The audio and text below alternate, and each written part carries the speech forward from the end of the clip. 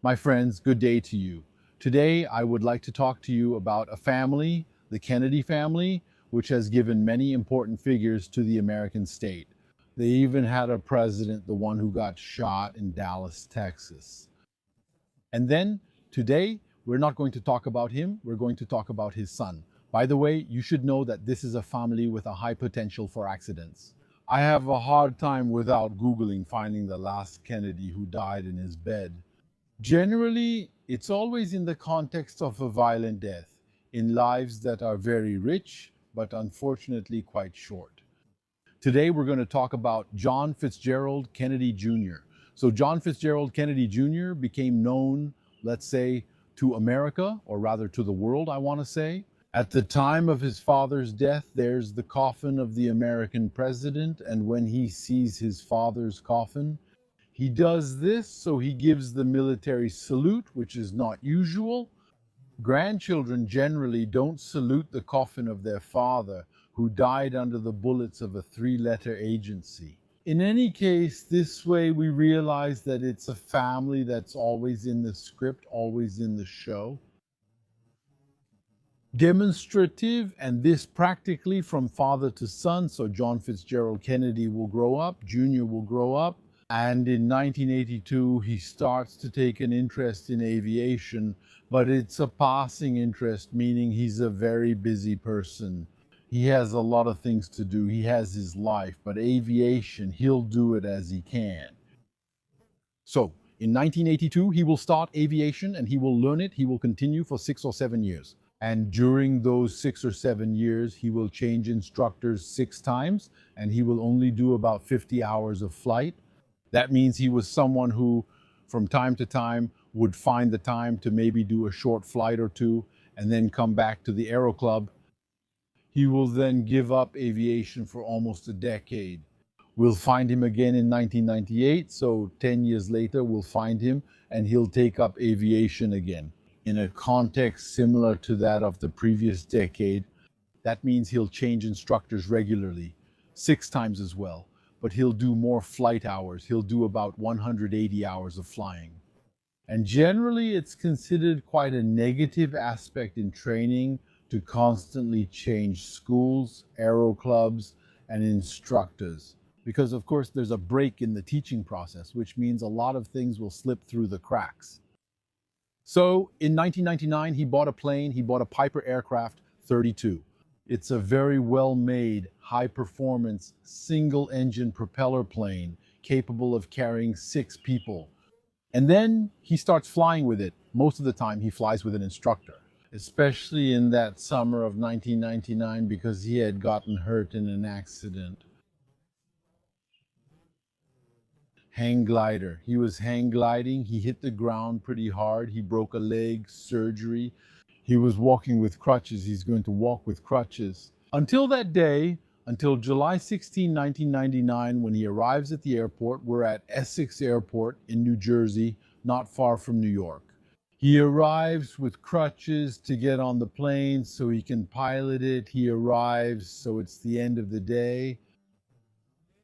He seems to be waiting for his wife. She's a rather prominent woman, quite pursued by the paparazzi. Back in those days, the paparazzi was something else. We remember the death of Diana, who was being chased by motorcyclists and cars and all that. Today, it's a profession that's slowly dying out because the people involved themselves publish their content, including the most intimate or private content, and they do so quite willingly online. So with your 800mm telephoto zoom, there's nothing more you're going to find. So as I was saying, he gets on the plane and waits for his wife. His wife went to buy a dress, so actually I don't want to blame her, but he leaves his wife to buy a dress. In New York, it's clear that's not someone who's going to come back on time. We all know these things, so as I was saying, his wife finally shows up around 8 p.m. and she's accompanied by her own sister. So Kennedy's sister-in-law shows up as well. Maybe she's there to smooth things over a bit. Because Kennedy and his wife at the time were pretty much at each other's throats, there were quite a few problems between them. So what happens is they get in the car. He moves to the front of the plane and sits in the pilot's seat on the front left. In the back, we have his wife and his wife's sister who get in together. There are 4 seats facing each other in the back. The plane takes off and it's going to head toward Martha's Vineyard. So to go to Martha's Vineyard, you have to take off from Essex. And then what you have to do is head toward the sea. You have to go offshore. At a time when the sun is setting, there's a moonless night and the sky is pretty hazy, we start heading toward the ocean. Add to that the entire layer, around 2,500 feet, the whole layer of pollution that's over New York. You should know that this layer is even more pronounced, even more visible, when we have stable air. When the air is unstable, it tends to create a mixing phenomenon.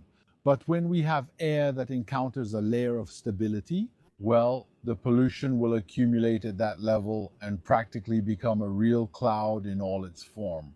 So, as I was saying, he takes off, climbs to 5,500 feet, and at that moment the sun sets. So there's one thing you need to know. He's doing what's called night visual flight rules, night visual flight. In many countries, up until now, this is considered heresy. It's either forbidden or it's heavily restricted in the sense that visual flight, well, you have to see. You have to be able to have references, to acquire visual references. When you fly at night, well, you can't see anything. It's either you're flying over areas with lights. It's very difficult then to distinguish because on visual flight rules maps, there are no lights. We have landmarks instead, and those landmarks aren't visible at night. Also, if you're flying over an area like the sea, a lake, or a forest under a dark sky, there's nothing to see. In reality, there's not even a horizon. At times then, you're in total darkness. And that indeed many countries say, no, it's not possible, you can't do that. There is no training, there is no preparation that allows you to safely engage in this type of flight. In that case, they say, if you want to fly at night, you'll fly using instruments. He isn't qualified for instrument flying, so he's going to leave. And then what happens is that at some point he begins his descent. He begins his descent from 5,500. He's flying manually. So at first the radar is going to track him. Everything is fine until he gets to about 2,200 feet. When he gets to about 2,200 feet, what happens is that he enters a cloud layer. And when you enter those layers, if you're not trained to fly that way, a lot of problems can happen. One of the problems, for example, I can explain that one pretty easily. It's that imagine your plane is like this, and then it starts to tilt slowly. So the thing is, if the plane tilts slowly, well, the inner ear doesn't pick up on that tilt. For the inner ear, you don't realize it. You feel like you're level even though you're tilted, but it's so slow that the ear hasn't registered it. So our pilot, for example, looks at the artificial horizon and says, oh, I'm tilted to the left. What does he do with the control stick? He corrects it sharply, bam, he brings it back to level, which is good. But the problem is that he comes back to level. But the inner ear has just registered that movement has been recorded. So now we have a plane that is level, but your inner ear signals that you're tilted right. Because it recorded a sudden movement to the right from what it thought was horizontal, so our pilot is actually level, but that's what his instruments are telling him. But he's sure he's tilted to the right. He's sure he's like this. So what he might do is correct, so go back to where he was, maybe even make his situation worse. And sometimes many pilots who have narrowly escaped death in these situations describe it afterwards. They thought their instruments failed, the controls didn't respond, or there was a plane problem, when in fact the problem was in their head. Another thing is at night. At night, how do you find the horizon? At night, how do you know where the horizon is? So, the horizon, you can imagine it like this. For example, there are lights over there in the distance. And then we have the dark sky and we think, okay, the place where the lights separate from the dark sky, that line, that's the horizon. Well, it's nice to say that, but there are other situations where you can have something like that. You can have a line somewhere, for example, a highway running alongside a forest. And then the forest is dark, and you might think the sky starts at the level of the forest, and that this line is the horizon line, and then you'll end up tilted. It feels like it's a false horizon. There is the possibility of having false horizons. So, in any case, Mr. Kennedy, what he's going to do is descend. At some point, the radar sees him climbing again, so he descends. He reaches 2,200 feet.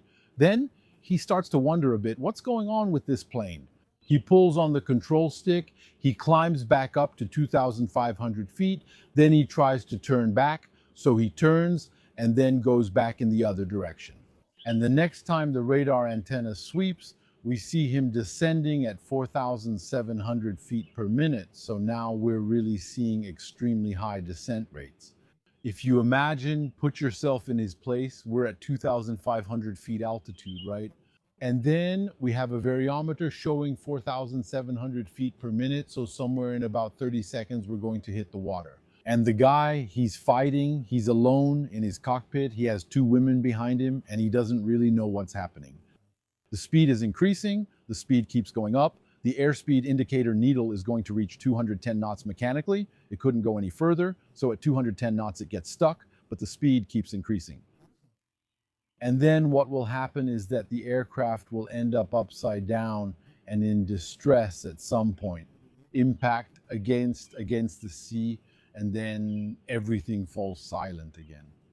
What will happen is that it will become a big story in the United States. There is Bill Clinton, who was the president at the time. So he will ask the United States Navy, the Coast Guard, and all that. Volunteers arrive. Everyone is searching for Kennedy. And in fact, we will find him. We will find him. At 40 meters deep, the plane is completely shattered. It hit the water at a very high speed. And then when you look at the instruments, there's the artificial horizon that actually shows one of the last images, because at the moment of impact, the artificial horizon froze. And that gives you a pretty accurate idea of what Mr. Kennedy was seeing when the plane was upside down. A very powerful image, one that he couldn't interpret, one that he couldn't get out of. It's easy to say, yes, it's easy. We can do it in a simulator and then try to get out of it. But the fact is that when you get into it through spatial orientations, especially there, you have a lot of inexperience. It's not possible to get out of it like that. All the more so because, to be perfectly honest, at the altitude he was at there, we're below 2,500 feet. Once that altitude is reached, with the speed that goes with it and the rate of descent that goes with it, there's no guarantee that anyone could recover that plane. Because when a plane gets into an unusual situation, well, you need quite a bit of room to maneuver, quite a bit of altitude to recover it, even when you know what you're doing. And so here, clearly, this wasn't a prosperous situation, let's be honest. So here, the pilot's autopsy, they're dead, so the pilot's autopsy will... The only point, let's say, is of forensic interest. It's that there was quite a bit of ethanol, that was detected. Even though it's very difficult, really very difficult post-mortem to know where the ethanol comes from, whether it was consumed or generated after death. It's quite complicated, but they found quantities that are quite telling. There you go, my friends. When you look at it, there are a lot of people who wonder, yes, was he potentially killed by, I don't know, a three-letter agency, him too, right? The reality is that his accident looks like many others. It really looks like many others. I'm pretty optimist in my approach. I don't see any third-party involvement. That means that if it really was the CIA who killed him, they would have had to force him to get on that plane, to force him to take his wife and his sister-in-law on that aircraft, that they take off at nightfall to fly over the sea, While there were plenty of witnesses who saw him leave, he even spoke to the air traffic controller. And we know that he did it of his own free will. He volunteered himself. No one forced him to do what he did. But personally, if I see someone with his level of experience on crutches, taking off in the middle of the night to head toward the sea, and it's a foggy day, I expect him to die. I'm not going to add third-party intervention. That's what it takes. Yeah, honestly, it was unimaginable. There absolutely had to be someone who tried on those days. No, honestly, things are just as they seem.